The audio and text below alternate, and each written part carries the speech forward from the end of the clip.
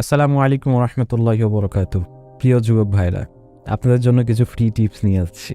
প্রিয় যুবক ভাইরা, যারা বিবাহ করতে চাচ্ছেন, বিবাহ করার আগে কয়েকটি বিষয় মাথায় রাখতে হবে আপনাদেরকে। প্রথমত যে বিষয়টা সেটা হচ্ছে রাসূলুল্লাহ সাল্লাল্লাহু আলাইহি ওয়াসাল্লামের সেই হাদিসটি। রাসূলুল্লাহ সাল্লাল্লাহু আলাইহি ওয়াসাল্লাম বলেন, 4টি বিষয়ের প্রতি লক্ষ্য রেখে মেয়েদেরকে বিয়ে করা হয়: তার সম্পদ, তার বংশমর্যাদা, তার সৌন্দর্য ও তার দীনদারিতা। সুতরাং তুমি দীনদারিতাকেই প্রাধান্য দেবে, নতুবা তুমি ক্ষতিগ্রস্ত হবে। আমরা এই জায়গায় আজকের এই আলোচনায় আপনাদের সামনে কিছু ফ্রি টিপস নিয়ে আসব। হ্যাঁ, আমাদের অবশ্যই এই পুরোটা আলোচনার ভিতরে প্রথম যে প্রায়োরিটি সেটা হচ্ছে দীনদারিতা। দীনদারিতাকে প্রায়োরিটি দিয়ে দীনদার হতে হবে, কিন্তু দীনদারিতার ভিতরেও কিন্তু বিষয়াদি আছে, ঠিক আছে? সেই বিষয়গুলো আমরা কিভাবে চেক করব বা রিচেক করব, বা এই বিষয়টা দিনদারির ভিতরেও কীভাবে মিলাবো আর কি, পাত্রী নির্বাচনের ক্ষেত্রে বিষয়টা মাথায় রাখতে হবে যে সকল বিষয়গুলো, সে সকল বিষয়গুলো নিয়ে আজকে আমরা কিছু পরামর্শ দিতে যাচ্ছি। আমরা বিভিন্ন অনলাইনে লেখালেখি দেখেছি বা বিভিন্ন ভাইদের পোস্ট দেখেছি, সেখান থেকে কিছু আইডিয়া বা কিছু একটা বিষয়বস্তু কালেক্ট করেছি, সেগুলো জাস্ট আপনার সামনে আরেকবার উপস্থাপন করতে চাচ্ছি ইনশাআল্লাহ। প্রথমত যে বিষয়টা দেখবেন, দিনদারি থেকে প্রায়োরিটি দেওয়ার পরে যে বিষয়টা দেখবেন সেটা হচ্ছে যে কুফু মিলে কিনা। কুফু মানে হচ্ছে যে অবস্থান মিলে কিনা, অর্থাৎ আপনার সাথে আপনি যে পাত্রীকে নির্বাচন করবেন তাদের পরিবারের মানসিকতা মিলছে কিনা আপনাদের পরিবারের সাথে, এটা দেখা জরুরি। যেরকম দেখেন, একটা অঞ্চলের সাথে কিন্তু এক এক ধরনের বিষয়াদি আছে। যেরকম নোয়াখালী অঞ্চলের মেয়েদেরকে বা ছেলেদেরকে কিন্তু সাধারণত আপনার বগুড়ার দিকে বিয়ে দিতে চাবে না, বা উত্তর অঞ্চলের দিকে বিয়ে দিতে চাবে না। তারা চায় যে ওই এলাকার যেন হয়, হ্যাঁ, ওই রিজিয়নের যেন হয়, ঠিক আছে? ঠিক তেমনি বিভিন্ন এলাকার বিভিন্ন বিষয়াদি রয়েছে, কালচার রয়েছে, this kind of things are কুফু। তো আপনার পরিবারের মানসিকতার সাথে তাদের পরিবারের মানসিকতা মিলছে কিনা, আপনার আর্থিক অবস্থার সাথে তাদের আর্থিক অবস্থা মিলছে কিনা, আপনার এবং ওই যে পাত্রী যেটা আপনি যাকে চয়েস করতে চাচ্ছেন বা দেখতে যাচ্ছেন তাদের সামাজিক স্ট্যাটাসের সাথে আপনাদের সামাজিক স্ট্যাটাস মিলছে কিনা, এই বিষয়গুলো দেখা কিন্তু জরুরি। অনেকে মনে করে যে এগুলা দেখে কী করবো রে ভাই, দিনদারিতে থাকলেই হলো, ইটস এনাফ। না, অনেক দিনদারদের ক্ষেত্রে কিন্তু এই বিষয়টা না মানার কারণে দেখা যাচ্ছে যে খুব অল্প সময়ের ভিতরেই তাদের ডিভোর্স হয়ে যাচ্ছে। নাউযুবিল্লাহ, আল্লাহ আমাদের সবাইকে এখান থেকে হেফাজত করুন। সুতরাং কুফু নির্বাচন এই জামানার ক্ষেত্রে ভেরি ভেরি ইম্পর্ট্যান্ট। 2 নাম্বার যে বিষয়টা যেটা আপনারা ফলো করতে পারেন সেটা হচ্ছে যে বাহ্যিক সৌন্দর্যের বিষয়টা। অনেক ভাইয়েরা বলতে চায় সাধারণত, আমার বাহ্যিক সৌন্দর্য লাগবে না, হলেই হলো রে ভাই, এক ধরনের হলেই হলো। আসলে বিষয়টা এরকম না। আমরা মনে করি যে হ্যাঁ, এটা আসলে আবেগ থেকে চলে আসে সাধারণত। সৌন্দর্যের বিষয়টা কিন্তু জরুরি। মেয়ে বা যে পাত্রে আপনি পছন্দ করবেন সে সুন্দর কিনা এটাও দেখা জরুরি। তবে হ্যাঁ, এক্ষেত্রে কিন্তু আবার ওই যে তথাকথিত নায়িকাদের মতো সৌন্দর্যের কথা বলছি না আমি। যার চোখে যে বিষয়টা সুন্দর সেটার কথাই বলছি। কারো ফর্সা মেয়ে পছন্দ হতে পারে, কারো শ্যামলা মেয়েও পছন্দ হতে পারে, কারো কালো মেয়েও পছন্দ হতে পারে, কেউ লম্বা পছন্দ করে, কেউ লম্বা না খাটো পছন্দ করে। এরকম বিভিন্ন ধরনের বিভিন্ন টেস্ট রয়েছে। তো আপনার চোখে যাকে দেখে ভালো লাগবে, অন্তরের ভিতরে অনুভব সৃষ্টি হবে, সেই সকল মেয়েদেরকেই পছন্দ করতে হবে।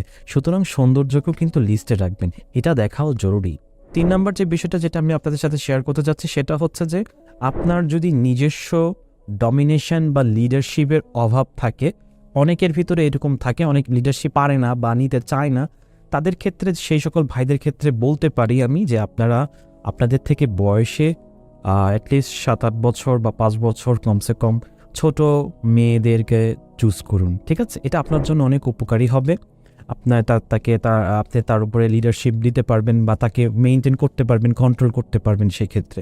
হ্যাঁ, আমি বলছি না যে সমবয়সী বিয়ে করা যাবে না বা বয়সে বড়ও বিয়ে করা যাবে না, এরকম কথা আমি বলছি না। অনেক ভাইয়েরা আছেন, অনেক বোনেরা আছেন যারা সমবয়সী, অথবা অনেক ভাইয়েরা আছেন যারা তাদের থেকে বয়সে বড় বিয়ে করেছেন, তারাও মাশাআল্লাহ আলহামদুলিল্লাহ আল্লাহর রহমতে হ্যাপি ফ্যামিলি লিড করছে। But for the person those have lackings in their leadership quality ও ইন দি ডমিনেশন কোয়ালিটি, তাদের জন্য কিন্তু এই বিষয়টা জরুরি। নয়তো দেখা যাচ্ছে যে আপনার উপরে ছড়ি ঘুরাচ্ছে। হ্যাঁ, এরকম কিন্তু হয় সাধারণত। আপনি একটা বলছেন, সেই কথাটা শুনছে না, আপনার উপর দিয়ে আপনাকে আরও চার্জ করছে, আপনার উপরে ডমিনেশন খাটানোর চেষ্টা করছে স্বাভাবিকভাবে। হ্যাঁ, তো এই বিষয়টা কিন্তু অ্যাজ এ মেল হিসাবে এটা কিন্তু আপনি অ্যাকসেপ্ট করতে পারবেন না, পরবর্তীতে গিয়ে সাংসারিক জীবনে সমস্যা হতে পারে। 4 নাম্বার যে বিষয়টা, যে মেয়ের আখলাক অথবা চরিত্রটা কেমন, এই বিষয়ে ভালোভাবে আপনাদেরকে কিন্তু খোঁজ খবর লাগাতে হবে। হ্যাঁ, আপনি কিভাবে পারবেন? ক্ষেত্রে একটা ভালো একটা টিপস হচ্ছে যে মেয়ের সাথে যদি মিশে এরকম কোনো পার্সন, এরকম কোনো বান্ধবীও হতে পারে মেয়ের, আপনার মাহরামকে দিয়ে তাদের কাছে যাওয়ানো যে মেয়েটা আসলে কেমন। একটা মেয়ে কিন্তু একটা মেয়েকে খুব ভালো করে চেনে, তাদের আচার আচরণ সব কিছু কিন্তু ভালোভাবে জানে। আপনি যদি এলাকার কাউকে, যে কোনো পুরুষ মানুষকে যে জিজ্ঞাসা করেন, সে তো কোনো কিছু বলতে পারবে না। আর ভাই বোরকা পরে যায়, দেখি পর্দা করে, ঠিক আছে, বাট ইনার সাইটে তাদের আচার আচরণগুলো কেমন, সে কি অহংকারী কিনা, সে কি দাম্ভিক কিনা, আদার্স যে বিষয়গুলো আছে আর কি, যে বিষয়গুলো থাকলে সাংসারিক জীবনে সমস্যা হতে পারে, এটা কিন্তু বেশি বেশি চেক করতে হবে। যদি সেটা চেক করার কোনো পসিবিলিটি না থাকে, মেয়ের মাকে দেখুন, হ্যাঁ, মেয়ের মায়ের সম্পর্কে জানুন, মেয়ের মা কেমন, তারপরে মেয়ের আদার্স খালারা কেমন, হ্যাঁ, এই বিষয়গুলো ভালোভাবে জানার চেষ্টা করবেন যে ওই পরিবারের লোকজনগুলো কেমন। এটা একটু সময় নিয়ে হলেও যাচাই করবেন, ঠিক আছে ভাইয়ারা? এত তাড়াহুড়া করার দরকার নেই। 5 নাম্বার যে বিষয়টা, সেটা অনেকেই বলে আর কি, অনেকের অভিজ্ঞতার মাধ্যমে উঠে এসেছে, সেটা হচ্ছে মেয়ে সন্দেহ ব্যতিক কিনা। এটা এক ধরনের একটা রোগ আর কি, সাইকোলজিক্যাল ইস্যু। অতিরিক্ত সন্দেহপ্রবণ হওয়া আর কি, অনেক সময় অনেক মেয়েদের ক্ষেত্রে বিষয়টা দেখা যায় যে তাদের আপনজনদের ক্ষেত্রে তারা কিন্তু খুবই সিনসিয়ার, একটু কিছু হইলে এই তুমি এটা কেন করছো, এটা গিয়ে করছো কেন, মানে বিভিন্ন ধরনের আর কি চার্জ করা শুরু করে, যেটা কিন্তু আসলে আপনার বৈবাহিক জীবনে আপনাদের শান্তি দিতে দিবে না, মানে সাধারণত শান্তি পেতে দেয় না। সারাদিন কাজ করে এসে এই টাইপের বিষয়গুলো যখন আপনার সামনে ঝাড়বে, দেখা যাচ্ছে যে সেকেন্ডে সেকেন্ডে কিন্তু ঝগড়া হওয়ার পসিবিলিটি আছে। তো এই ক্ষেত্রে এই বিষয়টা একটু চেক করবেন ইনশাআল্লাহ, সন্দেহ ব্যতিক কিনা এই বিষয়টাতে একটু যাচাই করবেন ইনশাআল্লাহ। 6 নম্বর বিষয়টা হচ্ছে যে মোহর নির্বাচনের ক্ষেত্রে সতর্ক। আপনার পরিবারের লোকজন বলতেছে যাদের দেখ কোনো সমস্যা নেই, আপনার ওই যে পাত্রীপক্ষের লোকেরা আছে তারাও বলতেছে যে এত অ্যামাউন্ট আমাদের লাগবে না, এই বিষয়ে আপনি হেলাফেলা করবেন না। আপনার যতটুকু সামর্থ্য, যে ভাই আমার কাছে এত টাকা আছে, আপনি আমাকে দিলে এই টাকার ভিতরে দিতে হবে, নয়তো আমি পারবো না, এই বিষয়টা থেকে একদম কেয়ার থাকতে হবে যে পরে শোধ করবো, এইরকমভাবে নিবেন না, ঠিক আছে? বড় অ্যামাউন্ট দিয়ে ধরা খাবেন না, সারা জীবন কিন্তু গোলামি করতে হবে আপনাকে। তো এই বিষয়টা মাথার ভিতরে রাখবেন। মোহরের ক্ষেত্রে সাবধান, আপনি ওই অ্যামাউন্টটি সেট করবেন যে অ্যামাউন্ট আপনার কাছে মজুদ আছে, যে অ্যামাউন্ট আপনার কাছে মজুদ আছে, যে আমি এতটুকু নিব, নগদে আমি সেটাকে ডিসমিস করাই দিব, এইরকমভাবে সে অ্যামাউন্টটা সেট করবেন, ঠিক আছে? হ্যাঁ, 10-20 হাজার বা এরকম যদি ঘাটতি থাকে বা এরকম যদি করার লাগে, তো সেটা কোনো ইস্যু না, বাট নগদেই মহারণাটা চুকিয়ে দেওয়ার চেষ্টা করবেন ইনশাআল্লাহ। তবে এক্ষেত্রে যদি আপনার মহারণায় যদি রাজি না হয়, যদি আরও বেশি বলতে চায়, চেষ্টা করবেন যে ওখান থেকে সরে আসার, কারণ আপনার যতটুকু সামর্থ্য সেই সামর্থ্য অনুযায়ী বিয়ে করুন। 7 নম্বর যে বিষয়টা, সেটা হচ্ছে পাত্রী এবং পাত্রীপক্ষের সাথে আপনার দিনী অবস্থান, আপনার আর্থিক অবস্থান এবং আপনার লাইফস্টাইলের প্ল্যানিংগুলো তাদের সাথে শেয়ার করবেন, যে আপনি কী কী করতে চাচ্ছেন, কী কী করতে চাচ্ছেন না। হ্যাঁ, একটা পাত্রীকে আপনি পড়াবেন কি পড়াবেন না, আপনি তাদেরকে কোথায় রাখবেন, কোথায় থাকতে হবে, হ্যাঁ, এই সকল ওভারঅল বিষয়গুলো পাত্রী এবং পাত্রীর পরিবারের সাথে পরিপূর্ণভাবে শেয়ার করবেন, ঠিক আছে? তাহলে হবে কি, পরবর্তীতে গিয়ে তারা কোনো এক্সকিউজ দেখাতে পারবে না যে তুমি কেন আমাকে এখন পড়াশোনা করতে দিচ্ছ না বা পড়াশোনা করতে দিবে না, তুমি তো আমাকে শুরুতে বলো নাই, এইরকম বিষয়গুলো আর কি ক্লিয়ার করবেন, ঠিক আছে? তো এইরকমভাবে আর কি তাদের সাথে কথোপকথনের মাধ্যমে ক্লিয়ার করবেন যে আপনি মেয়েকে কোথায় রাখতে চাচ্ছেন, কোথায় থাকতে হবে, আপনার পিতামাতা আছে তাদের সাথে ভালো আচরণ করতে হবে, তাদেরকে দেখভাল করতে হবে এবং তাদের সাথে আপনি থাকতে চাচ্ছেন। তো এই সকল ওভারঅল বিষয়গুলো একদম ক্লিয়ারেন্সের মাধ্যমে কিন্তু আপনারা ডিসিশনটা নেবেন বা তাদেরকে জানাই দিবেন শুরুতেই, যে আমি বলেছিলাম এই বিষয়গুলো আমি করব, এই বিষয়টা মানে জানাই দিবেন, তাহলে পরবর্তীতে আর সমস্যা হবে না ইনশাআল্লাহ। 8 নাম্বার এবং খুব বাস্তবিক বিষয়, সেটা হচ্ছে যে ফেসবুক প্রোফাইল দেখেই পাগল হবেন না, ঠিক আছে? বায়োডাটা দেখেই পাগল হবেন না, বোরকা নিকাব পরে ব্যাস হয়ে গেল দিনদারিতা, না, এরকম না।